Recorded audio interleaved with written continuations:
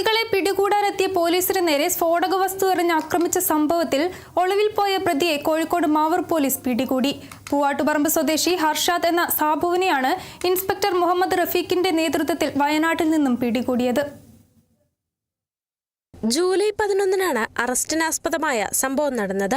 പാലക്കാടെ വ്യവസായിയെ തട്ടിക്കൊണ്ടുപോയി മോചനദ്രവ്യം ആവശ്യപ്പെട്ട കേസിൽ ഒളിവിൽ കഴിഞ്ഞ പ്രതികളെ പിടികൂടാനെത്തിയ SITക്ക് നേരെ പെരുവയൽ കൊടശ്ശേരി താഴത്തെ വില്ലയിൽ വെച്ച് സ്ഫോടക വസ്തു എറിഞ്ഞ് പരിക്കേൽപ്പിച്ച സംഭവത്തിലാണ് അറസ്റ്റ്. അന്നുതന്നെ മറ്റ് പ്രതികളായ കാസർഗോഡ് നീലേശ്വരം സ്വദേശി ആട് ഷമീർ, ഒറ്റപ്പാലം സ്വദേശി വിഷ്ണു സൽമാൻ, കൊട്ടാരക്കര സ്വദേശി ഡേവിഡ് കാർമൽ അലക്സ്, മാവൂർ കുതിരാടൻ സ്വദേശി ജാസ്മോൻ എന്നിവരെ പോലീസ് പിടികൂടിയിരുന്നു.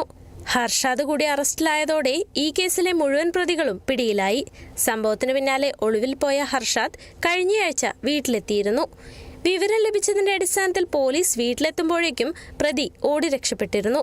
തുടർന്ന് നടത്തിയ അന്വേഷണത്തിൽ ക്രൈം സ്ക്വാഡിന്റെ സഹായത്തോടെ വയനാട്ടിലെ റിസോർട്ടിൽ നിന്നും പ്രതിയെ പിടികൂടുകയായിരുന്നു.